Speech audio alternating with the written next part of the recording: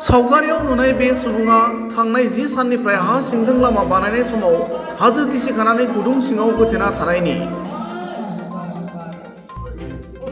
मख'जाथावदि उत्तराखंडनि उत्तरकाशीयाव हा सिंजों लामा बानायनाय समाव हाजो गिसिखानानै गुदुङा गोथेना सा 41 मावदांसाफोरा थांनाय 10 साननिफ्राय गुदुं सिङावनो थाबथानानै दं।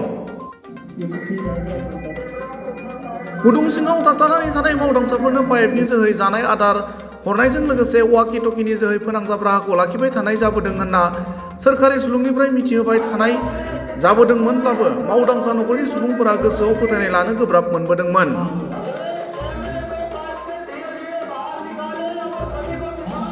नाथाय दिनै उत्तराखंड सोरखारनि फोसावथाय बिफाना मोनसे भिडिअ फोसावनायनि गेजेरजों गुदुं सिङाव थाबथानानै थानाय मावदांसाफोरनि गोथाङै थानाया रोखा जाबाय। 10 सान नाजानायनि उनाव रेस्किउ हानजाया 6 इन्सिनि गुबुन गंसे पाइपखौ सोहरनो हानायनि उनाव केमेरा हरनायनि गेजेरजों दिनैनि बे भिडिअआ मावदांसाफोरनि गोथां महरखौ दिन्थिबाय। मिथिनो हानाय बादिब्ला दिनै सोरांसि समनि 3:30 समाव बे जाफुंसारनाया जायो होनना उत्तराखंड सोरखारनि फोसावथाय बिफाना मिथिहोयो। लोगोसेनो आगोलाव गोरान जाग्रा आदारफोरखौसो हरनाय जाबोदोंमोन। दिनैनिफ्राय संनाय आदार जगायथि हरनो हानाय जाबाय होनना मिथिहोनायजों लोगोसे 10 साननि उनाव गिबि खेब संनाय आदारखौ 6 इन्सि पाइपनि जोहै हरनाय जाबाय होनना मिथिहोबावदों।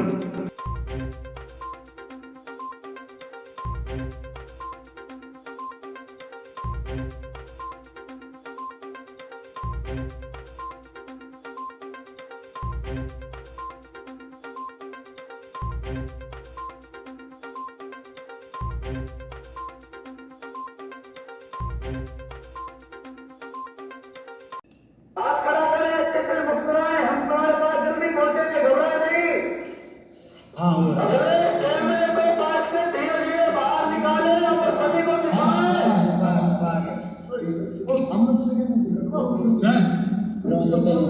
आगे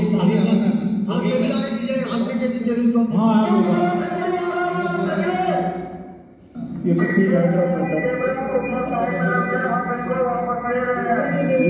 हाथ खड़ा करें, अच्छे से मुस्कुराएं, हम तुम्हारे पास जल्दी पहुंचेंगे, घबराएं नहीं।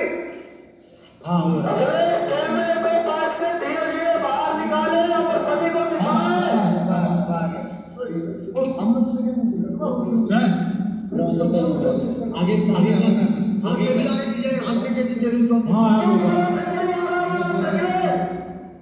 ये सबसे